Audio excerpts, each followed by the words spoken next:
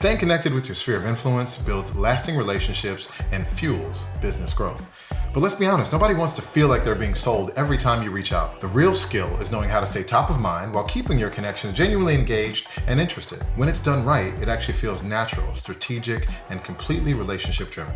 We've worked with countless agents who wrestle with this. They understand the value of staying connected, but they hold back because they don't want to overwhelm their contacts. One of our agents even told us that they stopped reaching out altogether because they were worried about sounding too pushy, being that girl or that guy. That's a costly mistake, because I think back to a time when I used to go out a lot, go out nightlife and parties, and I'd have a club promoter friend. That club promoter friend would constantly be inviting me to things, even when I had no interest, time, or availability to go. And I would always be nervous that if I reached out to my sphere too much, I'd be like that guy. But the thing is, when I did actually want to go out or someone needed a recommendation of where to go, who did I call first? It was him. So when you're nervous about being too pushy, understand that consistent and persistent follow-up with your sphere can own some mind space, so you are the first call when they need help with real estate. Here are 3 simple strategies that we use to stay in touch with our sphere while keeping every interaction authentic and genuinely valuable. Key point number 1, prioritize value over frequency. You've probably heard this before, but it's worth repeating. It's not about how often you reach out.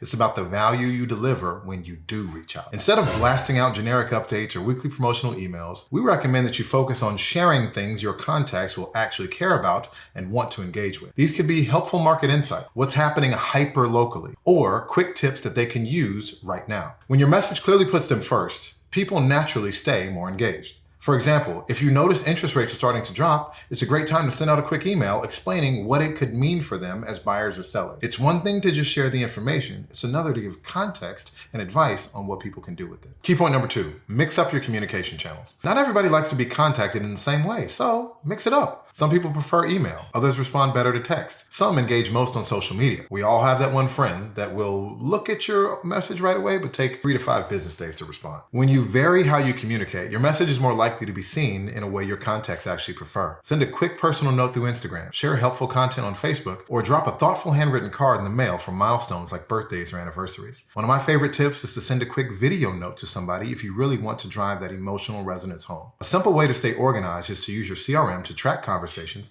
and note each contact's communication preferences. If they respond, if they open it, that's probably the method that you should continue. Key point number 3, be consistent, not overbearing. Consistency is what really counts. But that doesn't mean that you need to reach out every single day. The goal is to find a steady rhythm that you can actually stick to, whether it's monthly, every couple weeks, or quarterly. A simple monthly market update or a light check-in can go a long way to keep you on their radar without feeling like too much. The key is to have that information easily accessible for when they want to find that thing that you sent that they remembered, but it can't be so far back in the past that they can't find it. Additionally, something as easy as a message like, "Hey, I just wanted to see how you've been. If you need anything real estate related, I'm always here to help." Sending something like that every couple months can help keep the relationship warm and natural, and you can avoid being that pushy person that's always showing up trying to sell. So there you have it. Staying in touch with your sphere of influence does not have to be uncomfortable or overwhelming. When you focus on value, mixing up your communication methods, and personalizing your interactions, you can stay top of mind without doing too much or being intrusive. If you want to dive deeper into strategies for building strong relationships with your sphere, let's connect. We have our monthly Coalition Mastery Collective series, and you can go to connect.coalitionpg.com to make sure you're always up to date on when and where the next one is happening. We'd love to see you there. We share practical tips for improving all of your communication strategies. And if you're in the DC metro area on March 28th, you can get to our 7-year anniversary brunch. All the information is on Eventbrite and in the link below.